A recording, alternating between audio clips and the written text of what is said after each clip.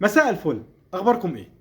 طبعا كابتن حسام حسن مديرا فنيا للمنتخب المصري، وكابتن ابراهيم حسن مديرا للكرة، كابتن احمد الكاس المدرب العام، كابتن طارق سليمان مدرب مساعد، كابتن سعفان الصغير مدرب حراس المرمى للمنتخب المصري. اللي بيسألني ايه رأيك في كابتن حسام حسن عن تولي مهمة المنتخب المصري؟ طبعا كابتن حسام حسن أسطورة، أسطورة بمعنى الكلمة. على فكرة أنا من ضمن الناس اللي بتدعم كابتن حسام. على فكرة أنا مبسوط جدا إن كابتن حسام حسن يكون ماسك المنتخب المصري، لكن في نقطة صغيرة جدا. الحذر ثم الحذر يا كابتن حسام، عشان قبل كده كابتن إيهاب جلال مسك ماتشين ومشي، عشان اتحاد الكورة بيفكر في اختبار ليك انك ممكن تمسك ماتشين او ثلاثة، يعني مثلا المباريات الودية اللي في شهر ثلاثة، وبعدين ماتش بوركينا فاسو، وبعدين يقول لك مع السلامة.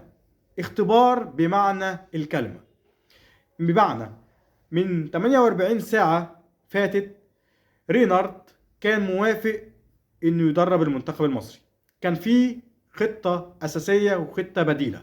الكابتن حسام كان خطة بلان بي، ورينارد هو اللي كان المرشح الابرز للمنتخب المصري. لكن رينارد كان عنده شرط بسيط، انه هيكون موجود في اولمبياد منتخب فرنسا للسيدات اللي في باريس، وبعدين يخلص البطولة من هنا ويروح يدرب المنتخب المصري. ده كان شرطه الوحيد. لكن المعسكرات اللي هتحصل في شهر 3 وفي الصيف عشان تصفيات كأس العالم هو اللي خلى اتحاد الكرة في أزمة. ما ينفعش رينارد يجي دلوقتي. اتجهوا للخطة البديلة وهي حسام حسن، عشان بس تكونوا معايا في الكواليس والصورة. كابتن حسام حسن لو ثبت نفسه بجدارة هيكون موجود وهيكمل.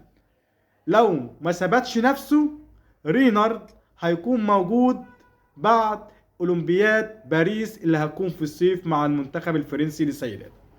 دي الكواليس كلها اللي حصلت في اتحاد الكورة من 48 ساعة فاتت.